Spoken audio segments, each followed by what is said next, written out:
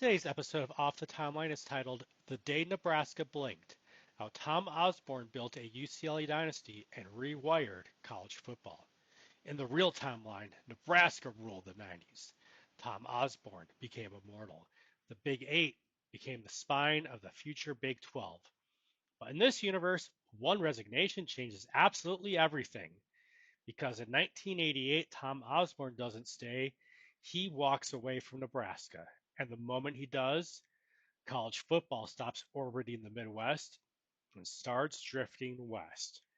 Act 1, The Fracture, 1988, Nebraska's breaking point. By the late 1980s, Nebraska is still powerful but quietly tense. Osborne sees it coming, recruiting ceilings tightening, the option system being copied, the Big Eight stagnating politically.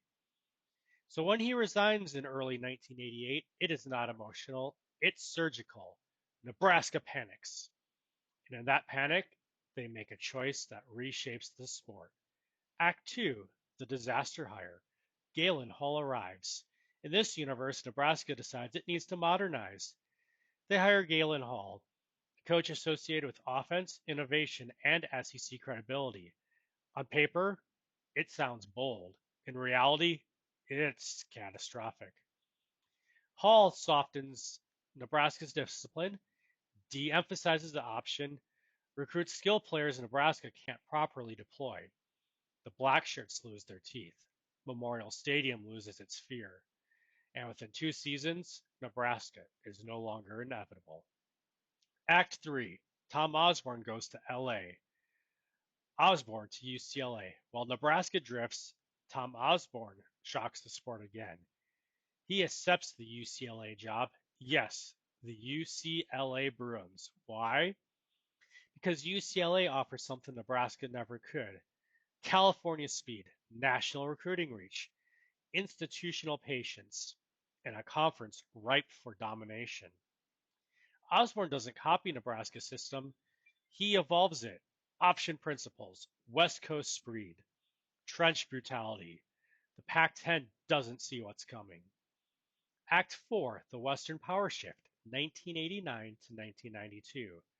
By 1990, UCLA is winning 11 games, beating USC physically, and recruiting nationally. By 1991, they're a national title contender. The Rose Bowl becomes a playoff stand-in, and the Pac-10 stops being labeled soft. Osborne has done the unthinkable. He has turned Los Angeles into a power football city. Act 5, USC panics. The Trojan identity crisis. USC was supposed to own the West. Instead, they're reacting.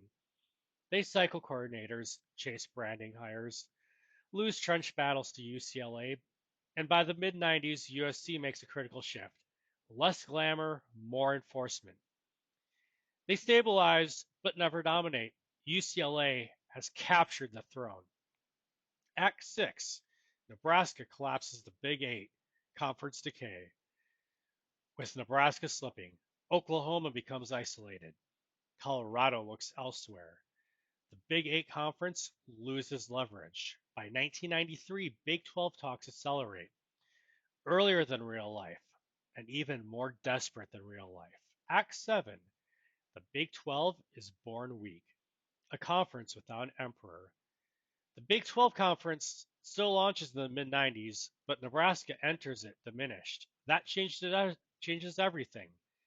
Texas becomes the political center. Oklahoma becomes the football anchor. Nebraska, well, they become a brand, not a threat. The Big 12 is aggressive, don't get me wrong there, but it's unstable from birth.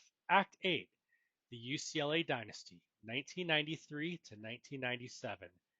At the peak from 1993 to 1997, UCLA wins multiple Pac-10 titles, claims the 1994 national championship, splits another title in 1995, and becomes the West Coast standard.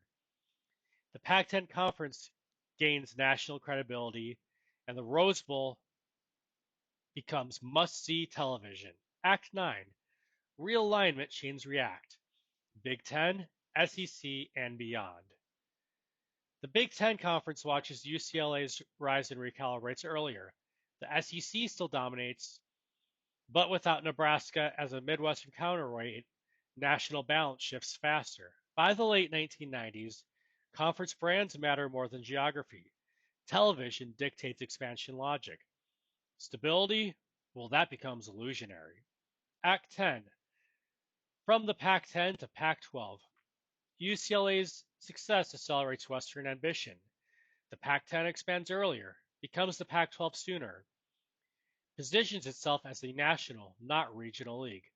But power concentration is coming. Act 11. The playoff era arrives differently. Without Nebraska's 1990s dynasty, title legitimacy fragments. Poll fatigue sets in sooner. Pressure for structure mounts earlier. The college football playoff concept emerges faster, not as expansion, but as control. Act 12, the super conference future. By the 2000s, conferences no longer compete, they consolidate. The idea of a college football super conference doesn't feel radical, it feels inevitable, because once Tom Osborne proved power could migrate, college football never stopped moving. In this universe, Nebraska isn't a dynasty. UCLA isn't a curiosity. The Big 12 is unstable from birth. The Pac-12 peaks earlier, but burns much, much hotter. And Tom Osborne, he isn't just remembered as a Nebraska legend. He's remembered as the man who proved no throne in college football is permanent. If you enjoyed stepping off the timeline, hit like, subscribe, and drop a comment, because the next universe might be even more destabilizing, and you never know who leaves next.